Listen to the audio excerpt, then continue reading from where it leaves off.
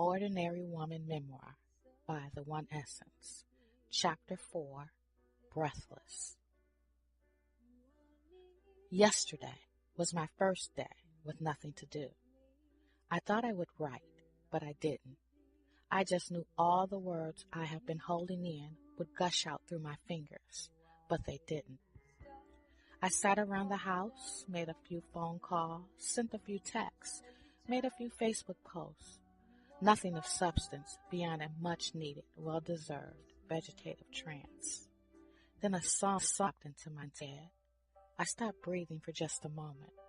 The rush of feelings accompanied by an overwhelming urge to breathe overcame me.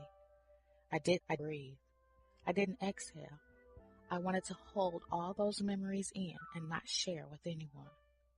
I wanted to bathe in them with hopes they would send me back to those memories, back to those good and bad times, back to when life still smelled like fresh cut grass and sweet clover, back to when the headlights of my mother's car made the snow look like an endless field of diamonds. I held my breath to hold in the sweetness, to hold in the love. The song and the woman's voice transfixed me, the sound of an angel bypassing my ears and speaking to my heart.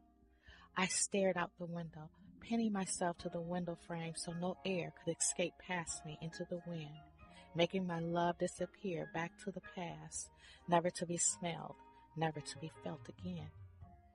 I needed to hear the song coming through the speakers of my laptop, so I allowed myself to take and release sips of air while I searched. My mind was in overdrive trying to hold on to the memories and find the song. I found it on YouTube. I took a few more sips of air and let a few more out. I found a videotape performance, not just a song with the words scrolling up the screen to bore me. I clicked play and inhaled like I was smoking a fresh Newport. I glanced at the performance hair and clothing. Their attire added to the aroma. I filled my lungs with the 70s, closed my eyes and exhaled a field of sweet clover.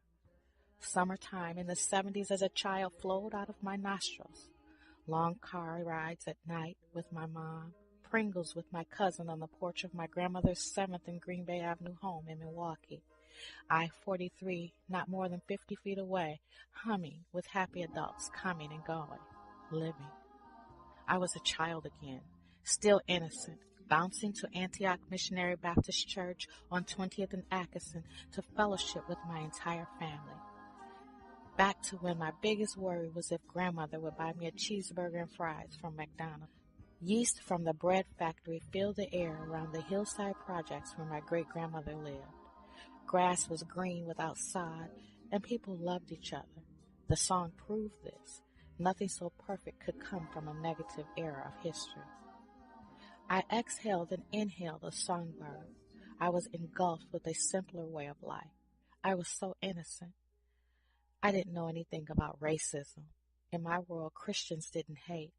Jim Jones was pure evil. Still, people eventually found a way to forgive him. Terror was my mom picking me up from grandmother's house before I could inhale more fun.